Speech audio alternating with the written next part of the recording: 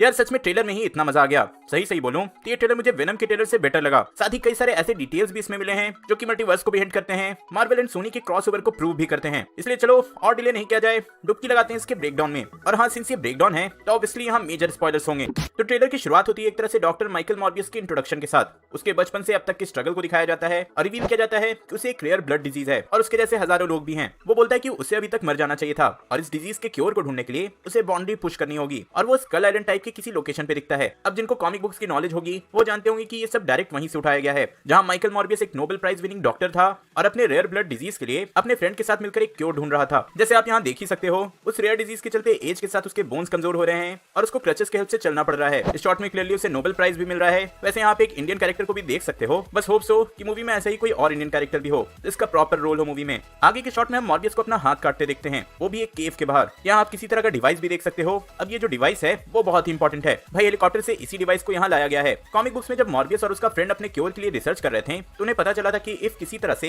Bats के DNA को electroshock के साथ मॉर्बियस में इम्प्लांट किया जाए तो इससे वो ठीक हो सकता है। तो आई गेस ये जो डिवाइस है वो इसी इलेक्ट्रोशॉक के लिए है। ब्लड से बैट्स अट्रैक्ट होंगे और इस डिवाइस के थ्रू मॉर्बियस के पास आएंगे एंड किसी तरह से उनका डीएनए इसमें इम्प्लांट हो जाएगा। कह सकते हो कि कॉमिक से उसी सीन को यहाँ पे एपिक वे में दिखाया गया है। अब मानो या ना मानो, आगे के कुछ और सीन्स भी हैं जो कि डायरेक्ट कॉमिक से इंस्पिरेशन लेते हैं। जैसे यहाँ रिवील होता है कि इस इवेंट के बाद 2 मंथ तक मॉर्बियस गायब रहता है एंड इन द एंड उसे एक कंटेनर शिप में पाया जाता है। कॉमिक में भी जब मॉर्बियस वैम्पायर में ट्रांसफॉर्म हुआ था तो उसके साथ जितने भी लोग वहां पे थे उसने उन्हें मार दिया था, जिसके बाद वो ओशन में जंप कर गया था। अब मारने के बाद उसे रियलाइज होता है कि उसने जो भी किया वो गलत था और इसके बाद वो डूब कर सुसाइड करने की कोशिश करता है, लेकिन उसके अंदर का जो वैम्पायर है उसके चलते वो ऐसा नहीं कर पाता और फिर एक कंटेनर शिप वाले उसको ओशन से बाहर निकालते हैं उसकी हेल्प करने के लिए। बट वहां भी उसकी वैम्पायर पर्सनैलिटी उस पर हावी हो जाती है और वो उस कंटेनर शिप के सारे लोगों को मार देता है। तो हाँ, ये जो पूरा सीन है वहीं से इंस्पिरेशन लेता है और कॉमिक्स की ही तरह ट्रेलर को देखकर साफ पता चल रहा है कि यहाँ मॉर्बियस की 2 पर्सनैलिटी होंगे एंड मोस्टली मूवी में मॉर्बियस का इंटरनल स्ट्रगल दिखाया जाएगा। एक तो डॉक्टर मॉर्बियस का जो कि अच्छा है, सबको क्योर करना चाहता है, और दूसरी तरफ एक वैम्पायर का जिसको किसी से कोई मतलब नहीं है और उसको बस ब्लड चाहिए।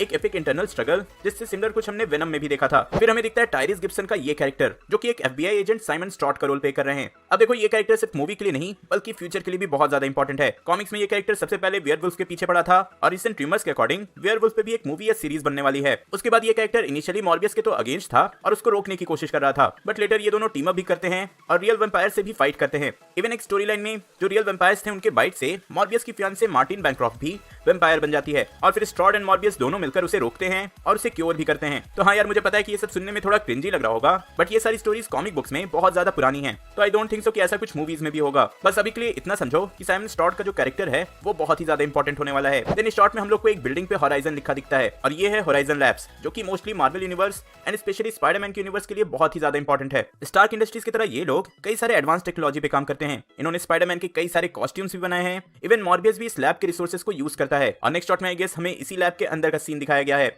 जहां मॉर्बियस और उसकी फियांसे उसके क्योर पे काम कर रहे हैं। वैसे यहाँ आप जैरेड लेटो के फिजिकल अपीयरेंस को नोटिस कर सकते हो एंड आई गेस ये जो फिजिकल ट्रांसफॉर्मेशन उन्होंने किया है ये सीजीआई से नहीं होगा बल्कि रियल में होगा। इफ आप जैरेड लेटो के मेथड एक्टिंग को जानते हो तो आई गेस आप समझ सकते हो। इसके बाद हमें मॉर्बियस की सुपर पावर्स के साथ इंट्रोड्यूस किया गया है कि कैसे उसके स्पीड एंड स्ट्रेंथ बढ़ चुके हैं। रियल बैट्स की तरह उसके पास इको लोकेशन है और भाई ये एपिक शॉट जहां वो बैट की तरह उड़ सकता है। अब वैसे इस उड़ने वाले शॉट से साफ लग रहा है कि वो लिटरली सुपरमैन टाइप नहीं उड़ रहा है बल्कि वो ट्रेन से क्रिएट हुए वैक्यूम और अपनी अल्ट्रासोनिक साउंड का यूज करके ऐसा कर पा रहा है। देन आता है ये शॉट जहां आप ऑस्कॉर्प देख सकते हो। अब मोस्टली सब लोग जानते होंगे कि ऑस्कॉर्प क्या है, लेकिन फिर भी मैं बता देता हूँ। तो ऑस्कॉर्प जो है वो नॉर्मन ऑसबॉर्न की कंपनी है और यही कैरेक्टर आगे चलकर ग्रीन गॉब्लिन बनता है। वैसे ग्रीन गॉब्लिन को हम लोग स्पाइडरमैन नो वे होम में भी देखने वाले हैं। अब यहाँ ऑस्कॉर्प की बिल्डिंग पे ध्यान दोगे तो ये ना ही सैम रैमी वाली ऑस्कॉर्प की बिल्डिंग है ना ही अमेजिंग स्पाइडरमैन वाले ऑस्कॉर्प का टावर है, बट हाँ, अमेजिंग स्पाइडरमैन वाले ऑस्कॉर्प का फॉन्ट यहाँ जरूर यूज किया गया है। अब देखो, ये एक छोटा सा डिटेल है लेकिन एक तरह से ये सॉर्ट ऑफ मल्टीवर्स को हिंट करता है और प्रूव करता है कि क्रॉसओवर होने वाला है। इफ आपने वेनम 2 देखी है तो समझ ही गए होंगे। फिर आगे हमें मॉर्बियस के ब्लड लस्ट के बारे में बताया जाता है।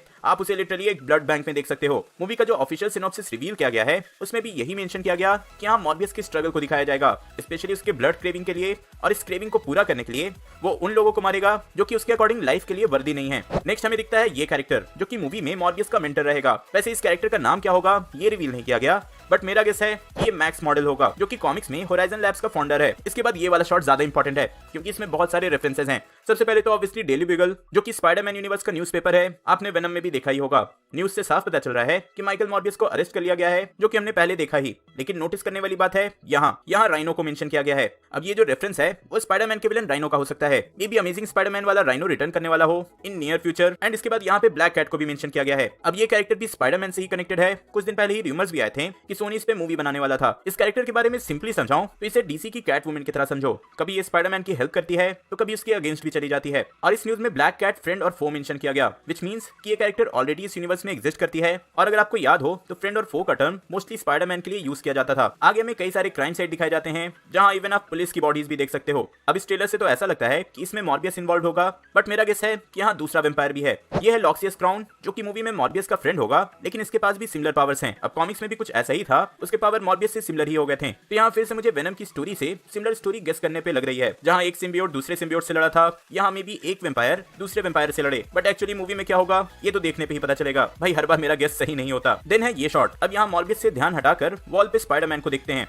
क्लियरली ये टोबी मैगवायर का स्पाइडरमैन है। टू बी एग्जैक्ट ये फोटो है, उसके ऊपर मर्डर लिखा हुआ है। और फार फ्रॉम होम की स्टोरी के बाद हम लोग जानते हैं कि एमसीयू के स्पाइडरमैन को ही सब मर्डर मान रहे हैं। आपने नो वे होम के ट्रेलर में भी देखा ही होगा। तो फिर से यहाँ भी क्रॉसओवर और मल्टीवर्स का हिंट मिलता है। और ये क्रॉसओवर यही नहीं रुकता। नेक्स्ट सीन में हम माइकल कीटन के एड्रियन टूम्स को देखते हैं, मतलब कि एमसीयू के वल्चर को। अब देखो ये नहीं पता कि क्या ये वल्चर एमसीयू का ही होगा, पर माइकल कीटन ने खुद ऑफिशियली कंफर्म कर दिया है कि वो मॉर्बियस में भी एड्रियन टूम्स का ही रोल कर रहे हैं। तो हो सकता है कि ये एमसीयू का ही वल्चर हो, या फिर ऐसा भी हो सकता है कि ये अल्टरनेट यूनिवर्स का वल्चर हो। भाई आप लोग लोकी की सीरीज तो देखी ही हो। सच कहूं तो मैं भी नहीं बता सकता कि भाई चल क्या रहा है। कभी वल्चर, कभी टोबी मैगवायर का स्पाइडरमैन, कभी वेनम 2 का पोस्ट क्रेडिट सीन। गेस करना बहुत ही मुश्किल है, पर मैंने इन सब पे डिस्कशन करते हुए इन कैरेक्टर्स के राइट्स पे एक वीडियो बनाया था। वो चाहो तो देख लेना, थोड़ा समझना इजी हो जाएगा। और भाई ट्रेलर के एंड होते समय हमें कई सारे एपिक एक्शन सीन्स देखने को मिलते हैं, जिसमें ब्रेकडाउन करने जैसा तो कुछ नहीं था, लेकिन लिटरली आप इस कैरेक्टर की सुपर स्पीड, सुपर स्ट्रेंथ, इसके पूरे सुपर पावर्स को देख सकते हो। साथ ही इसके ट्रांसफॉर्म होने के बाद इसका प्रॉपर लुक भी, जो कि सच में एपिक था, और साथ ही कॉमिक एक्यूरेट भी। And in the end funny scene के साथ मॉर्बियस वेनम को मेंशन करता है।